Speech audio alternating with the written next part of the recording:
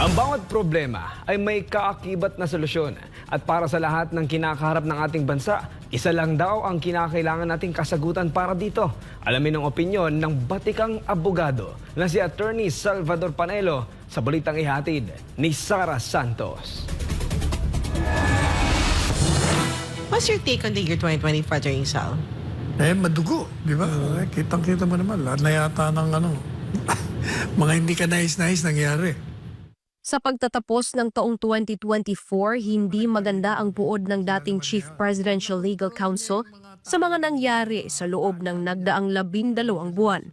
Pero masisisi ba natin ang dating opisyal ng gobyerno sa gitna ng kaliwat kanang mga suliranin, mga sakuna, mga panggigipit at mga kontrobersiyang sumubok sa katatagan nating mga Pilipino?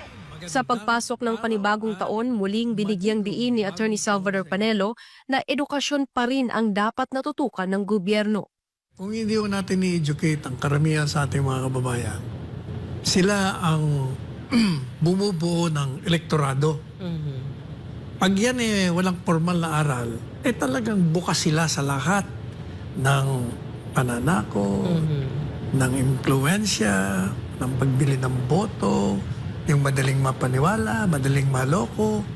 Kasi walang formal na aral Dagdag pa ni Attorney Panelo, kahit pa sandamakmak na mga Duterte ang magiging presidente, ay hindi pa rin tuluyang uunlad ang bansang Pilipinas. I was telling the President, Duterte, sabi ko, Padre, tawagan namin mo yun, 1,000 Duterte maging presidente, hanggat ganyan ang educational system natin, hindi edukado, wala yan. Pero para kay Attorney Panelo, may mas higit na solusyon sa mga samut-saring problema sa bansa.